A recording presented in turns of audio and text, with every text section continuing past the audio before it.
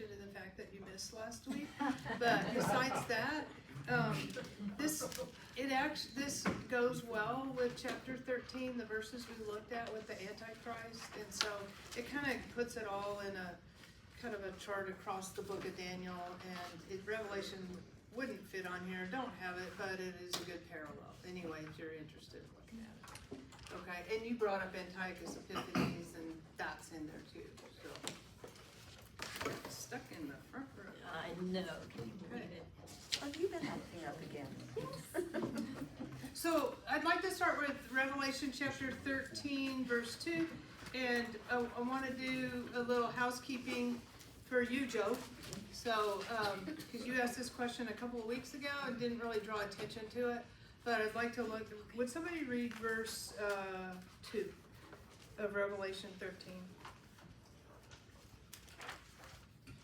Now the beast which I saw was like a leopard, his feet were like the feet of a bear, and his mouth like the mouth of a lion. The dragon gave him his power, his throne, and great authority. And so the comment that, and it stuck in my mind, was the significance of the lion's mouth. And after looking at Daniel, does that kind of pull that into that characteristic? Does that something come to mind regarding that?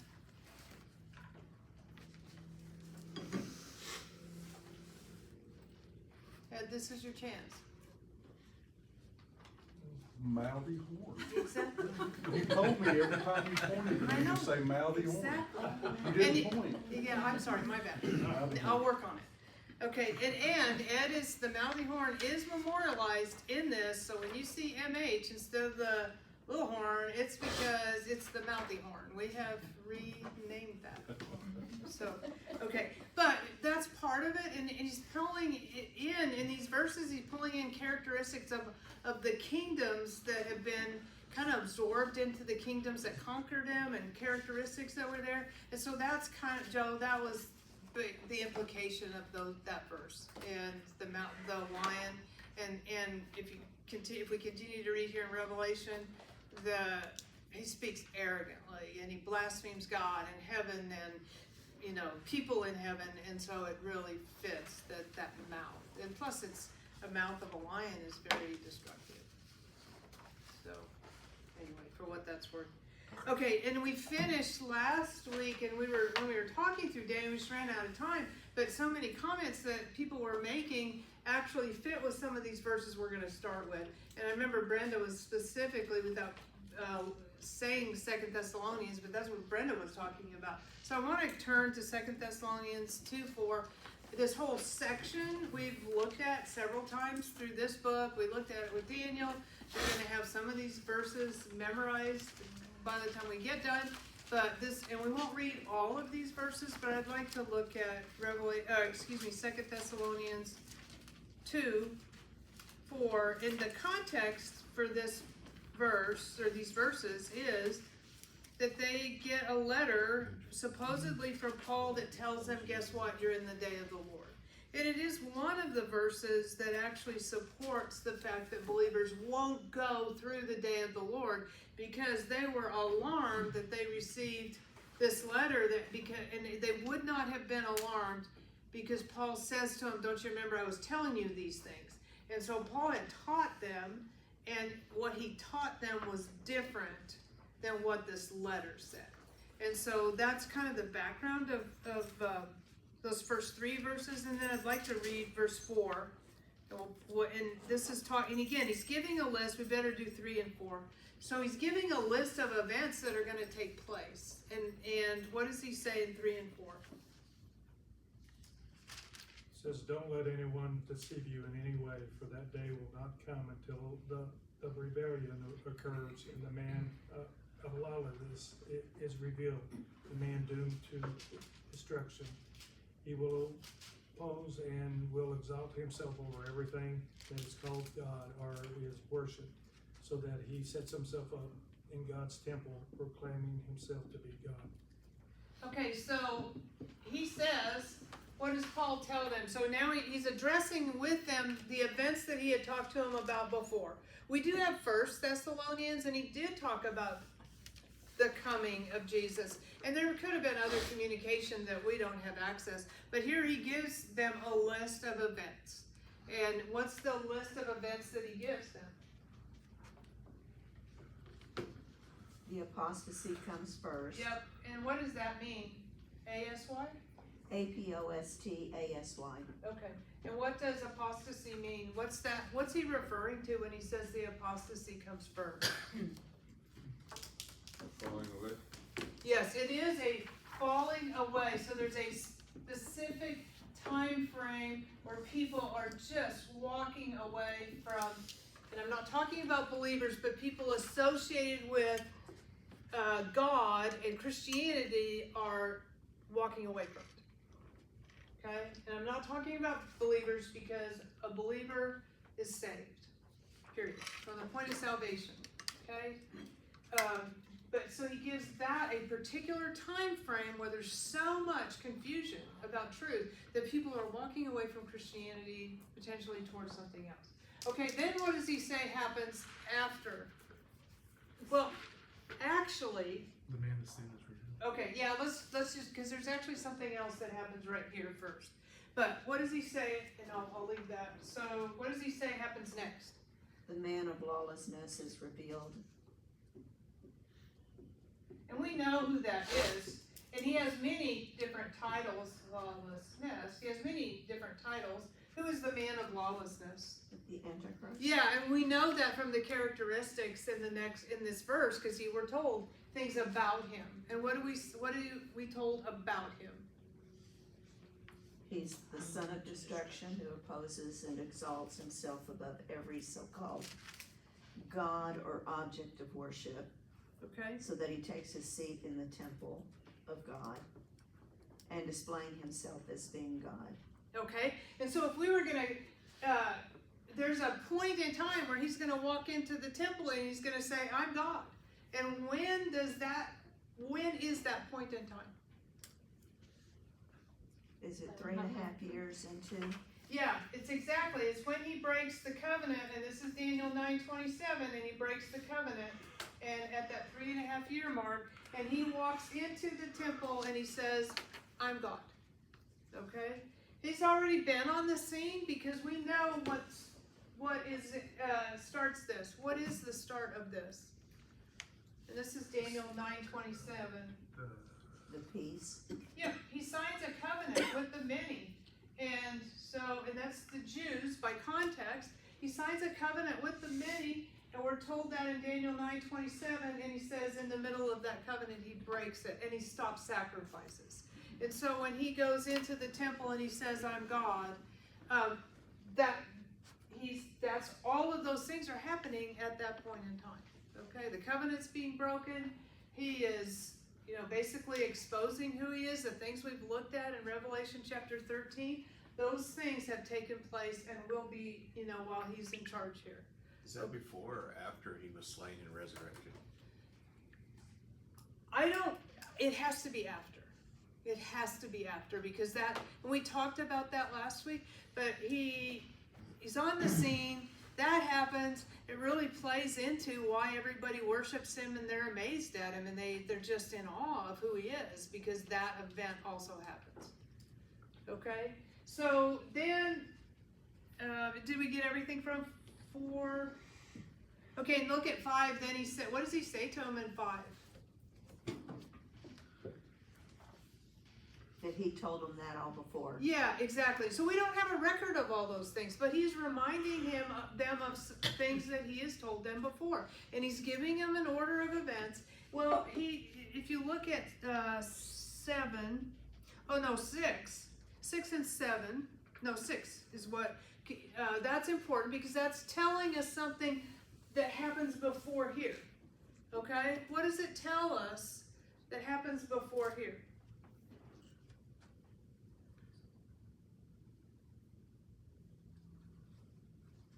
How about read 6 and 7? And now you know what is holding him back, so that he may be revealed at the proper time. For the secret power of lawlessness is already at work, but the one who now holds it back will continue to do so till he is taken out of the way. So what is Paul telling them? What is Paul telling us that fits in with this order of events? The Holy Spirit is removed. Yeah, he calls The restrainer. the restrainer is what he calls, and there's a role, and what is the role? What does a restrainer do? Restraints. Jared? You got it. Restraints. He will. The restrainers. Holds back. The things Yeah, that- he's holding back this person from what he will become.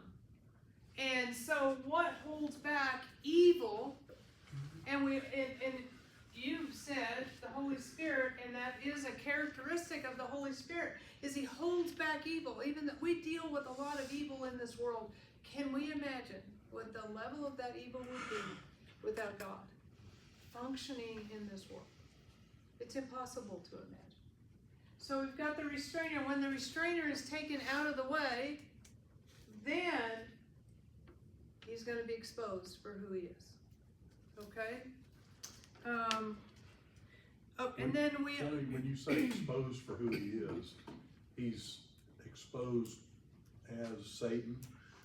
As the Antichrist. As the Okay. Antichrist, yes. Essentially, the mask comes off, Yes. and they he- can see yeah, what he's he a- actually is. Yeah, he's supposed to be, he signs a peace treaty, he signs a covenant.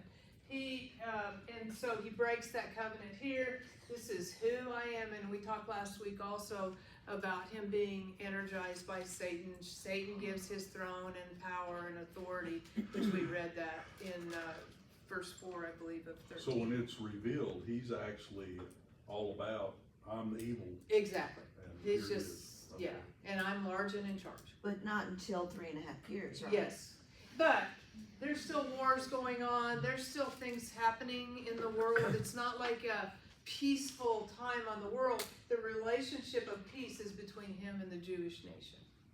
And a lot of people, as we've said, think that it's this time frame that the temple will be potentially rebuilt, Well, it's not right now because it's not very peaceful. right? So it's at this midpoint when he is released from the abyss that we talked about last week? Or is that? Well, we did talk about him not released from the abyss, but you're referring to 11:7, I believe. I think that's what you're talking about. So, but he's connected to the beast. It says it comes up out of the abyss to make war. Because we said that could have been his resurrection.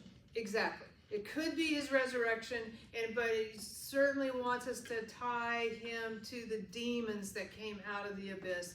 And so this is a satanically, demonically energized person, totally given over to that spiritual dimension. Okay, then let's go back to 2 Thessalonians. I want us to read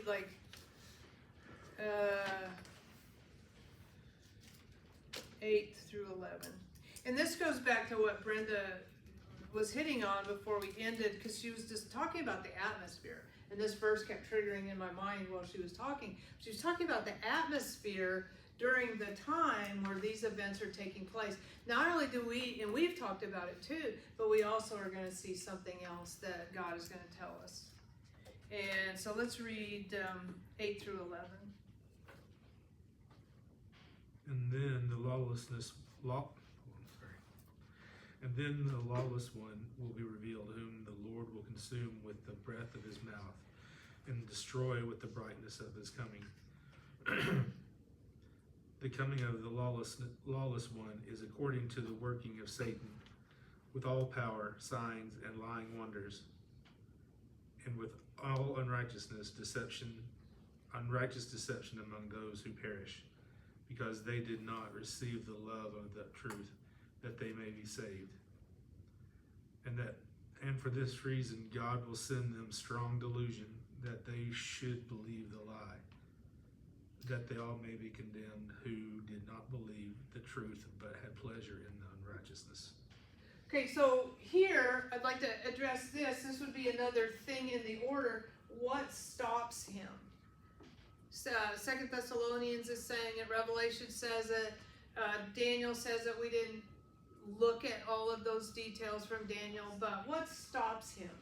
What are we told in 2 Thessalonians chapter 2? Second coming. Yep, the second coming of Jesus. So, we know when he has 3.5 years to be as awful as he can be, Jesus comes back 3.5 years later and stops him.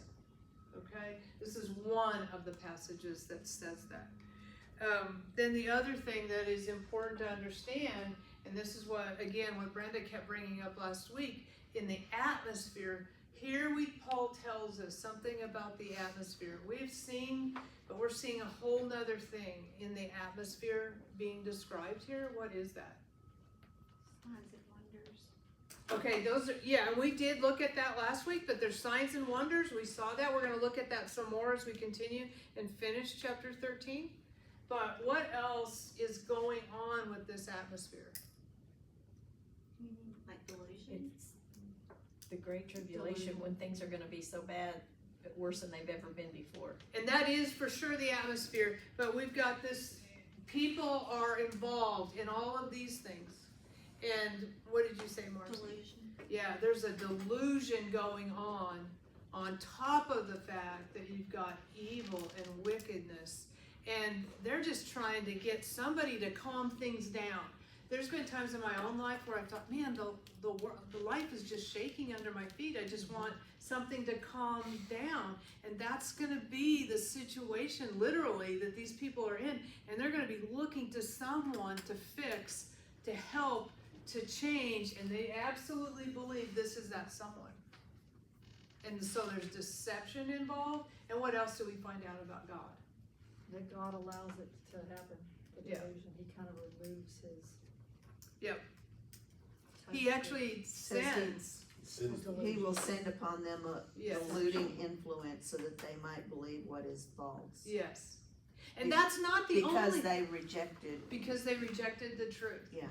And keep in mind, for some perspective, he is sending that, but what else is he sending? During the same time? Salvation. The two The 144. Yeah. Yes, the 144,000, the two witnesses. We're going to see next week something else in chapter 14. Next week, 2 weeks from now, in chapter 14. So he is, yes, this is true. And this is what people want. And so he's giving them over to what they want. But he's also doing it in an atmosphere where the truth is being told. The gospel is being preached. So that's the circumstances. Okay, let's turn to Matthew 24:15. Somebody should have this memorized by heart.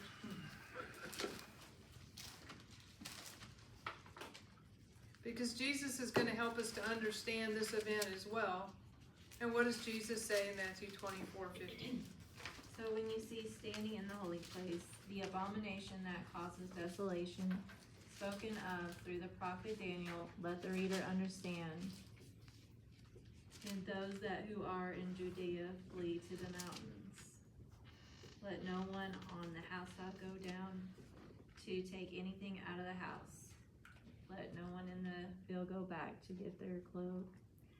So basically, she did that for free because 15 was this, okay? And the abomination of desolation is what Paul described as being the guy goes into the temple and says, I'm God, and he takes his seat, okay? So that's what's happening. Jesus is saying it in the way that he told Daniel. He gave Daniel that vision, and he told Daniel the abomination of desolation. There's nothing more of an abomination than to take your seat in the temple and say, I'm God.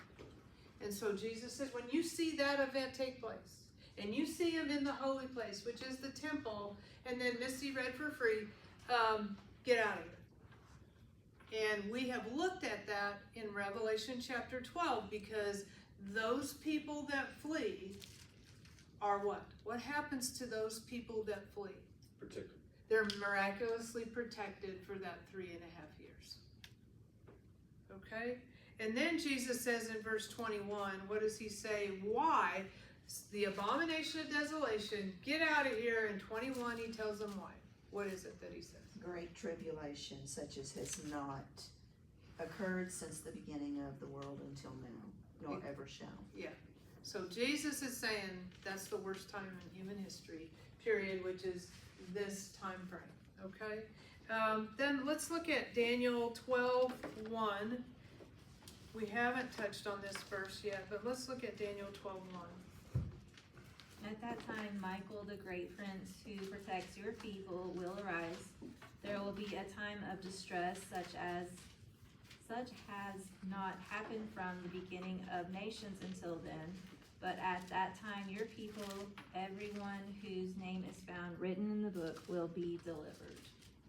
Okay, and one of the points that I brought out last week from that chart was verses 36 in chapter 11 of Daniel, verses 36 through 45 do not have any fulfillment in history. We can match all the way through that chapter up until verse 36 and match it to history. And then the verses before that, beginning in 21 or 22, talks about Antiochus Epiphanes, because Antiochus Epiphanes is a historical figure that looks like this guy. Okay? So that's what, and so on the heels of that, he parks this guy from 36 to 45. This guy parks himself in Israel. And he describes some of the things that he does here. And at that point, what do we see happen with Michael in Daniel 12:1? What do we see happen? He's going to be the one to protect the people during their time of distress. The Jews that fled, is that correct? Well, he's describing a time frame. Let me ask it that way. What time frame is being described? The end.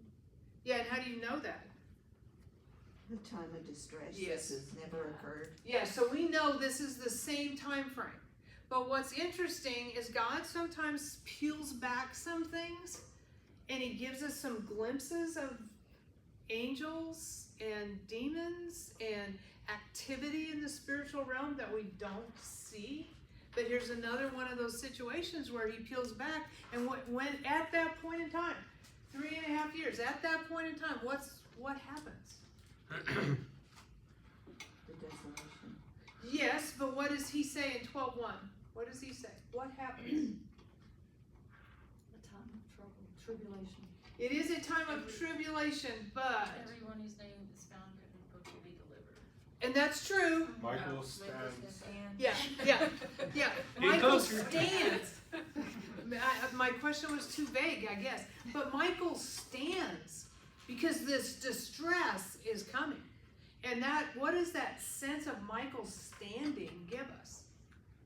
He's getting ready to start acting. Okay? It certainly is like a different posture than seating. What is the difference in the posture between sitting and standing? Strength. Okay, strength. And preparation. Prepared. Yeah, an emergency. You're almost like that. And we're also told who he is. Who is he? Great. Guard. Okay, he stands guard over, and he is the great prince. So he is Israel's angel. The archangel is Israel's angel. God ties him to the nation of Israel. And how that plays out, could it affect those that flee? I mean, we aren't told more than that. We don't know, other than he's on alert because this time is great in the nation of Israel. Okay, Can I ask a quick question? Sure. Just the verbiage is weird. I mean, Okay. he's described as standing guard, but he's going to arise. I don't understand. Why is he in a seated posture if he's standing well, guard? no, it gives you a sense of he was seated prior to this moment. He's just responding to Exactly. what's going on. That's- the point. Okay. Yeah, that's the point of it. Okay. Okay, and then look at, let's turn to Jeremiah 30, verse 7. It's important that we understand specifically how to view these last 3.5 years, okay? So what does Jeremiah 37 say? How awful that day will be. No other will be like it. It will be a time of trouble for Jacob, but he will be saved out of it. Okay, so how is this last 3.5 years described in Jeremiah 30 verse 7?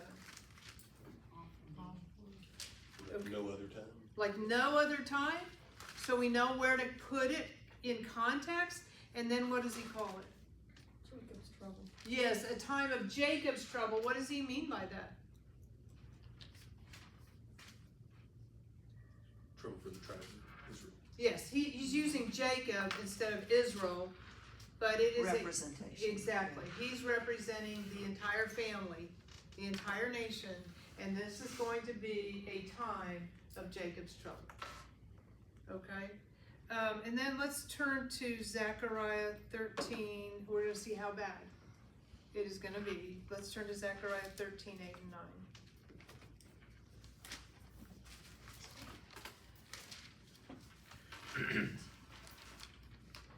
And it shall come to pass in all the land, says the Lord, that two thirds in it shall be cut off and die, but 1/3 shall be left in it. I will bring the 1/3 through the fire, will refine them as silver is refined, and will test them as gold is tested. They will call on my name, and I will answer them. I will say, this is my people. And each one will say, the Lord is my God.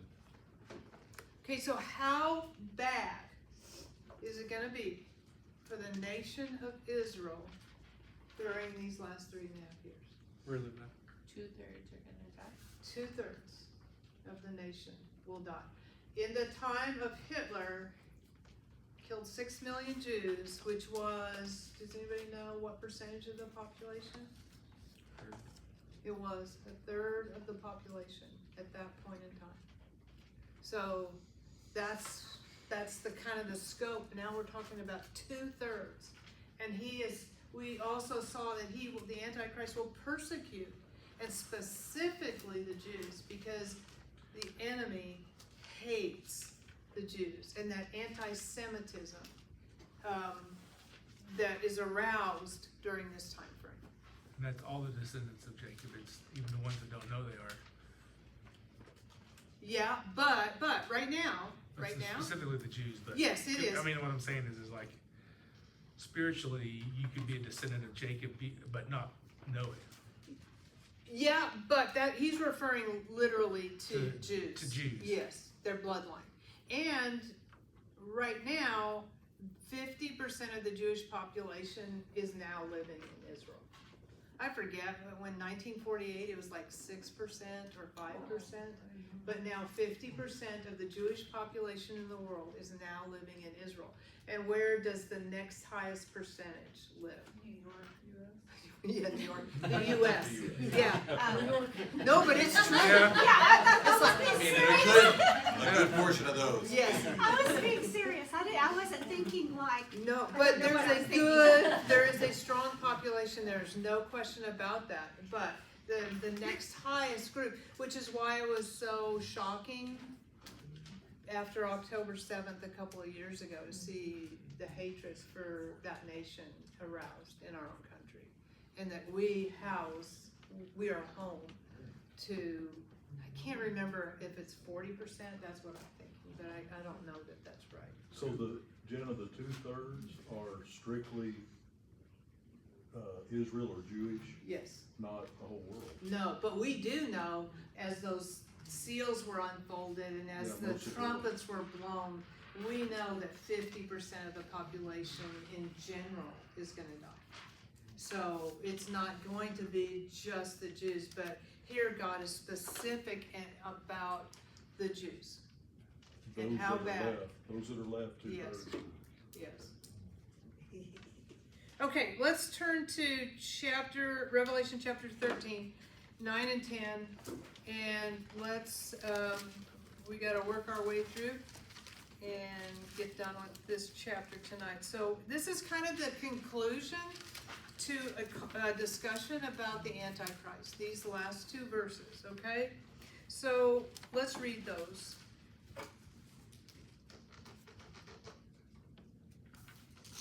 If anyone has an ear, let him hear. If anyone is destined for captivity, to captivity he goes. If anyone kills with the sword he must be killed. Here is the perseverance and the faith of the saints. Okay, so how does he start that conclusion about, and again, all the verses before that were about the rise, which we looked at the last 2 weeks, but especially last week, the rise of the Antichrist. And so here's his conclusion. What is he doing? What is Jesus giving John? Listen up. Yeah, Painting us a picture. say what? Painting us a picture. Okay, and so you said, listen, is that you, Louis, that said that? Yes. There's a warning there. There's a warning, okay? And then what's the warning? You may go to captivity. If you Tough have times ears, are listen. ahead. And yes, both of those are true, but first, what does he say when he gives them a warning after he's just described everything, okay, about the Antichrist, talked about worship, talked about his connection to Satan, and he's giving them that warning. Why is he coming to this conclusion and saying, what does he want them to know? To persevere, that is part of it, for sure. And that's kind of the second thing. It's kind of the second thing. Is that right? Yeah. Okay. Tessa agrees too. That's what Howard spelled slogan. Okay, so he's giving, but he's, let the reader understand.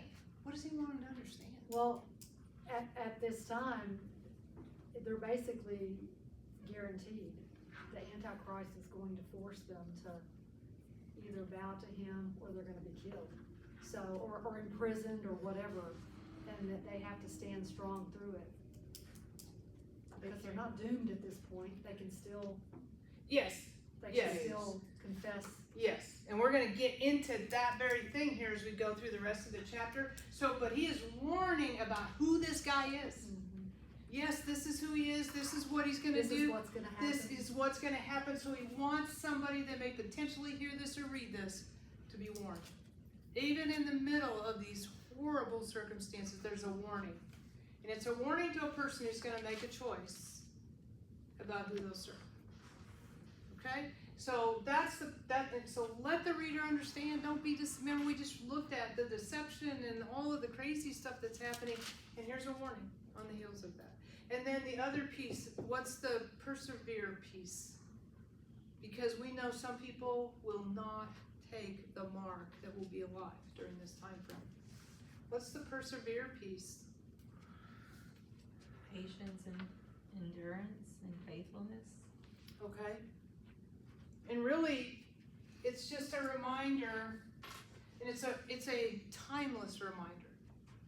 But it's a reminder about the circumstance that they're in. And what is that reminder? Only for a Surrender. time. Not give up. Yep. Surrender. God's still in control.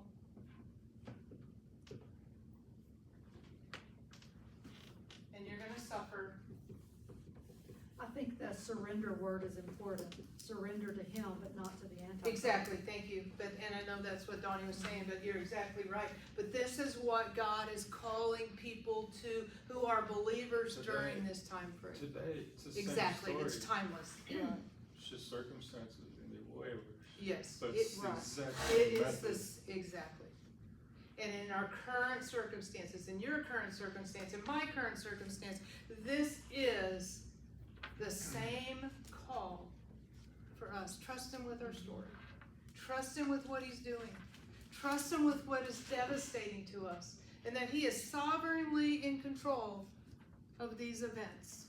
For them, in the future, and for us today. Trust him. Okay, so let's read 1 Peter 4:19 before we go on, and that's basically what he's gonna say. What does he say in 1 Peter 4:19? Can I ask an odd question? Yes.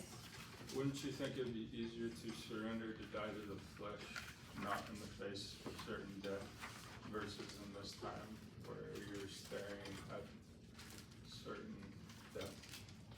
Like, Say that, ask me again. Wouldn't it be easier to surrender when you're dying to your flesh like we do today versus staring at death? Or is there something supernatural going on? Or is it just so blatantly obvious that they have to turn to God at that point because they're faced with pure evil? And Is that what it is? Yeah, I think it's both. I actually think it's both. But I think that when you know that you most likely will die. Well, they will probably be begging to die Well, at that point. maybe so. But Sure. the persecution, and we have seen through history the cruelty of man to man, and that's some of what's going to play out during this time frame. Nobody looks forward to that, and so And that's not as, so that man's inhumanity to man now, it's satanically driven, but it's not to the level of that. exactly. It's So like that, the I mean, gloves what we are off. see today would be magnitudes Yes, more exactly. extreme. So I don't know, Donnie. I don't know. I think dying to self is a very difficult thing. Dying to self can be dying to dreams, dying to loss, dying to all these things that God sovereignly has allowed into our lives. I think that's really hard. I mean, I think, And not everything in our flesh is a bad thing. Some of it is, but some of it isn't a bad thing. And so consequently, I think that's very difficult. And it's difficult to say, I trust you with what you're doing. I trust you with these events in my life. I think that's really hard. A lot of events help us grow also. Say that one more time. A lot of the events that we go through helps us grow. It absolutely, For no a question purpose. about it. But part of that dying is growing. Mhm. And it's painful. Growing is painful. And so, I don't know. I really don't know. I think they've already made these choices in order to be in that position of, so the choices are I'm already just made. like wondering what's the like to that point, what's even their motivation to turn away from There where is they none. found themselves There is anyways, none, because right? they know What's the exactly motivation? what's going on. Why and not then- receive the mark? Exactly. Is I got is you. it the 144? Is that really what's going on? No, there? it's Is that- because they know, well, they can't, because they know Jesus. And when we get to chapter 14, I don't know if I have it in here. Yeah, it's a little bit farther down, but we'll pick it up right now. Look at Revelation 14, 9 through 11. Here, he's talking about this particular time frame, this event, when people don't take the mark or they do take the mark. And we're getting into the mark here in just a second. But what do we see in Revelation 14, 9 through 11? And another angel, a third one, followed them, saying with a loud voice, if anyone worships the beast in his image and receives a mark on his forehead or upon his hand, he also will drink of the wine of the wrath of God, which is mixed in full strength in the cup of his anger, and he will be tormented with fire and brimstone in the presence of the holy angels and in the presence of the Lamb. And the smoke of their torment goes up forever and ever, and they have no rest day or night, those who worship the beast and his image, and whoever receives the mark of his name. Here is the perseverance of the saints, who keep the commandments of God and their faith in Jesus. And I heard a voice from heaven saying, write, blessed are the dead who die in the Lord and from now on. Yes, says the Spirit, that they may rest from their labors and for their deeds follow with them. Okay, so what do we know from those verses? Now we don't have to do chapter 14. We'll skip it and go to 15. But what do we know from those verses about the people that are here? What do we know? It's your warning again. Yes. And they know that those who take the mark are non-believers. There's just this clear line in the sand. Those who take the mark are non-believer. Those who do not, and that they are going to suffer. So there's got to be, and as there should be also in our own lives today, some kind of eternal perspective about living here. This is, they're living for, and people can still be converted. Yeah. by the gospel, and that gospel comes through the 144,000, through people that witnessed to people that were raptured, through the testimony of the two witnesses, and people are going to become believers. And so their testimony still matters. And if we go back to chapter 7, when we see those martyrs in heaven, and they're basically saying, is that 7 or 6? I'll have to go look. It's one or the other. But you see the martyrs, it might be 6. The martyrs in heaven, and they're going, how long? Yeah. How long is this going to go on?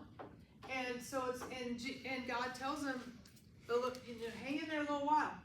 Because part of his plan is for other people to hear the truth. So question, the people that aren't raptured but they get saved during, do they like instantly get to rise up to God, or do they have to continue? No, they have to They suffer? live have to- till they They die, have and a lot of them will die Martyrs. through this Until as a Christ martyr. returns. Yes. So yeah, that wouldn't be fun to do either. But it does say that they will be blessed, Yeah. so. And I was just Yes. thinking how comforting and how encouraging that is to hear the voice from heaven saying that. Absolutely. Okay, and that is going to, yeah, we'll look Stay at the those, course. yeah, and we'll look at those voices from heaven, those angelic voices from heaven when we actually look at 14. But it was chapter 6 and not chapter 7, where they're asking how long? How long? So Jenna, Yes. this might be well based, but in my mind, at this point, if you take, in the short term, if you take the mark of the beast, it's eat, drink, and be merry, and if you don't, it's incredible suffering to the point of death, and That's part of it, but I also think that the way that he rules during that time frame, he can, and we'll look at that as we look at the next beast here, but it's not gonna be, it's bad. It And may be we haven't hard. even got into the bowl judgments, which are taking place during this time frame.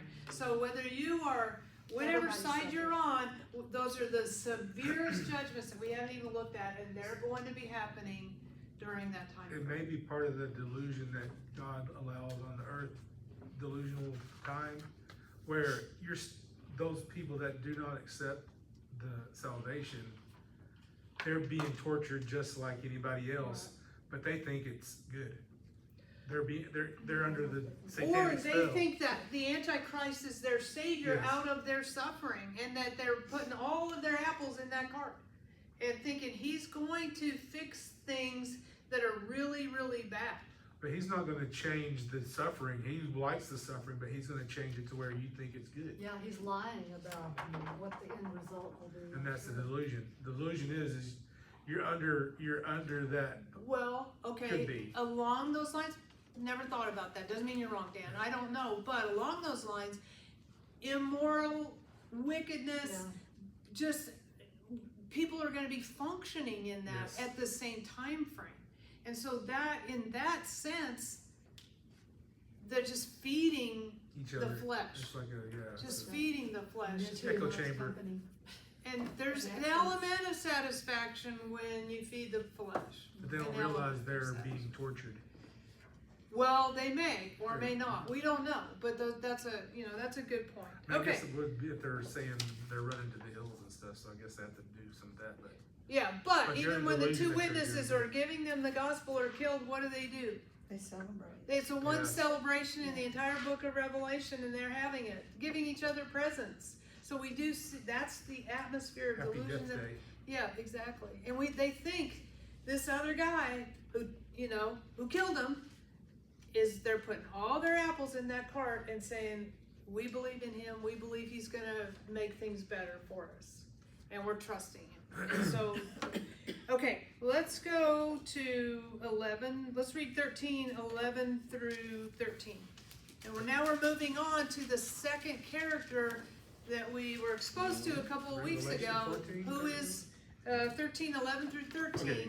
Let's see the second beast, or another beast. Let's read those verses, 11 through 13. It says, then I saw a second beast coming out of the earth. It had 2 horns like a lamb, but it spoke like a dragon. It exercised all the authority of the first beast on its behalf, and made the earth and its inhabitants worship the first beast, whose fatal wound had been healed. And it performed great signs, even causing fire to come down from heaven to the earth in full view of the people. Okay, who is that second or another beast? Who is that? False prophet. Yep, it is, the false prophet, and we looked at Revelation 19 to get an identity for the false, that title for him. So here in chapter 13, we're just told it's another beast. And what are some of the characteristics, or how is he described? 2 horns, So he's got 2 horns, like a lamb, and spoke like a dragon. okay, like a lamb, but spoke like a dragon. Okay, so let's look at those characteristics. Sounds like the old sheep in wolf's clothing, or wolf in sheep's clothing. Uh-huh. What it sounds like. That's the right message, absolutely the right message. And the 2 horns, what do horns represent? Kingship, authority. Yeah, authority, kingship. Okay, but he's got 2. How many does Satan have on him, and how many does the Antichrist have? 10 on both, okay? So that minimizes kind of his, he didn't have the same role, Influence. the same authority, the same, but he has another role. And so, and when we use the lamb, as you said, as a description, what's that message about him? He's peaceful, docile, maybe. Seemingly so. Seemingly. More meek, more peaceful, more appealing, more, and then, but this is what we need to be sure and understand, that's a deceptive quality because he, what? Spoke like the dragon. And the dragon word there is meant to trigger what? Satan. Exactly. Okay. And then what does he do? What do we find about he's got power. What is the power? Makes them worship the first beast. Okay. So he's the one that has to do with worship and the first beast. Okay, what else do we see about his power? He performs great signs so that he even makes fire come down out of heaven to earth in the presence of men.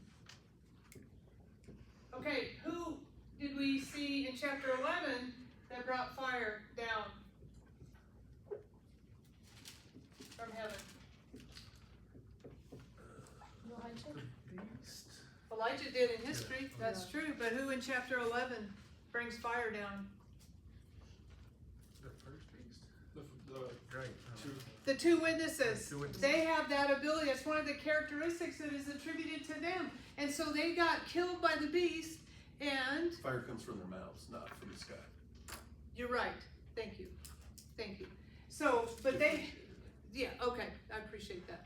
Okay, so the fire that, and so they have fire. He's doing it. He's doing it from heaven, and so it's almost like what? What is it almost like?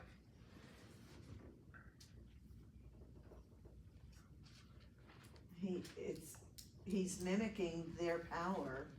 It's as if he's as powerful as the 2 witnesses. Okay, okay, and no, let's go with that. Okay, let's go with that. I'll come back and pick up this other idea. I want us to read Exodus 7:11 through 12. Marcy has been so good to go, well, this reminds me of, this reminds me of, this reminds me of, and that's exactly what the right answer, and we haven't touched on it because there's so much that we could touch on. So let's read Exodus 7:11 through 12. But Pharaoh also called the wise men and the sorcerers, so the magicians of Egypt they also did in like manner with their enchantments. For every man threw down his rod and they became serpents, but Aaron's rod swallowed up their rods. And then, what's the other verse I have? There's a 22. Yeah, 22. Verse 22. Yeah. Then the magicians of Egypt did so with their enchantments, and Pharaoh's heart grew hard, and he did not heed them as the Lord had said. Okay, so this time frame is what? We're just barely touching on it, but what is this time frame that Brenda just read about? This is before the Exodus. Yes, and what's going on during that Plagues. period? Plagues. Yes, Yes, God's the trying books. the Egyptians, Yeah, Pharaoh. Moses and Aaron's Yes, signs trying to show the Pharaoh that. to let the people go. And but he can turn around and his own sorcerers, magicians can do every one but one. Right. And so, but here we see that, we see it in history, we see the enemy enabling, again, great power against, almost countering, trying to counter God's power, what would be considered God's power. And what happens as soon as Pharaoh sees those performers, what does he do? His heart hardens. Yes, his heart hardens, not gonna let him go. Okay? So then let's look at John 6:2. Let's read that verse.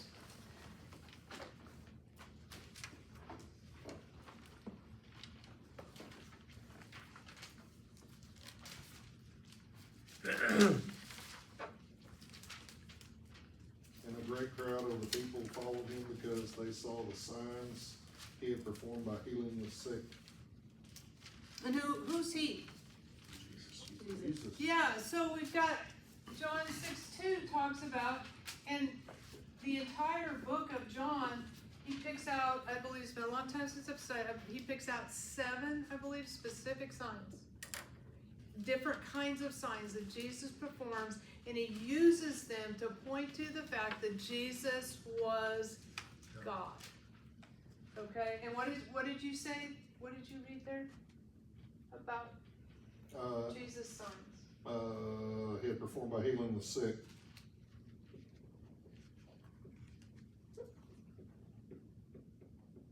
And so in some ways, really, this is almost mocking of what Jesus' ministry contained. His miraculous powers were shown so that people would know that he was God. Okay, and then let's look at what we already mentioned, 11:4-6, and that's the 2 witnesses, the enablement that they had. They've been here for 3.5 years. They were just killed, and they had several miraculous abilities, including if somebody tried to kill them, well, what are they able to do? Fire from the mouth Yes. devours the enemy. Yes. So that's their form of protection to kill them. Okay, so let's read 13, go back to 13, 14, and 15.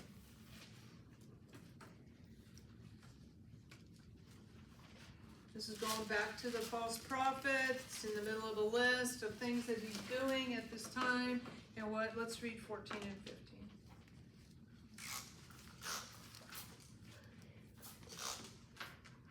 Because of the signs it was given power to perform on the behalf of the first beast that deceived the inhabitants of the earth.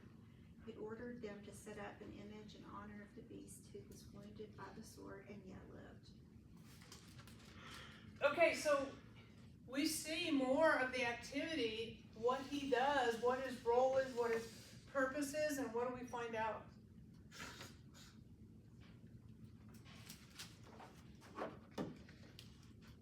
Advocate for the beast. Okay? And everything he does what? Everything he does what?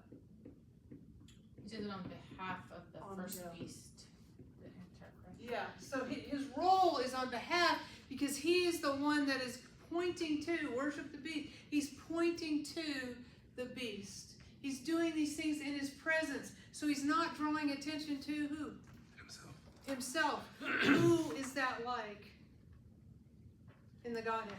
Jesus. Like the Holy Spirit. The role of the Holy Spirit, who points to Jesus. But it's also like John the Baptist on earth. Okay, that's I mean, true too. Similarly. Yep, that is true too. Okay, so what else does he do? Let's add it to our list.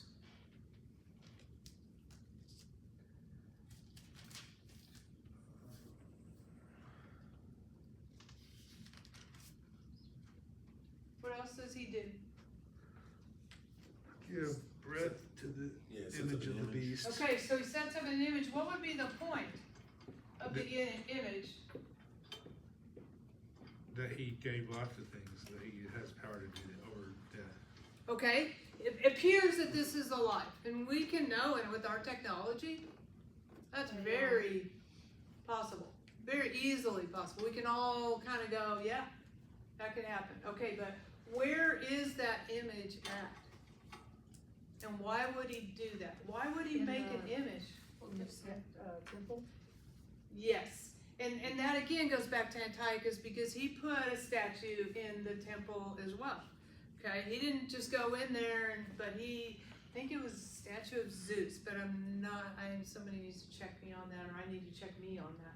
But he said, so why would he put this image of the beast in the temple? To dethrone God.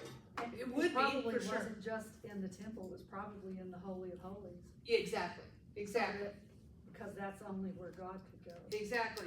But remember, we just read in 2 Thessalonians that, hey, the real guy took his seat in there and said, I'm God. Right. So why would this be necessary? Why would this happen? He's busy, you can't stay in there all the time. Exactly. He's busy. He's fighting people. There's wars going on. He can't stay in there all the time, but they're going to keep a representation of him there while he's out doing other things. Okay? It was Zeus. Was it Zeus? Yeah. Thank you for checking. The image on their money, So the image on their money Jupiter. also. I don't know that, but I'm not going to say that that's not possible, that's going to happen, okay? What So did she say? she asked if they put an image on their money. Oh. Okay, so what we know here, we're going to just read, we're going to try to finish, okay? So what we know here is he set up the image, he's doing all these false signs. We saw at the beginning that he's the lamb. We saw that, we see what's actually happening by this point in what he's doing. And we're going to see that continuing here in just a second. What's happening with the false prophet? He's growing stronger. He is growing stronger. He's God. And Ruling it the also world. says that, he caused as many as do not worship the image of the beast to be killed. Okay, So he's killing believers. okay, so he is dropping the facade. And he is showing exactly who he is. Yeah. Okay, so that's what's happening as we continue to see this, and now we're going to step into more of that. Let's read 16. And he does the mark on their right hand. Yeah, let's read 16.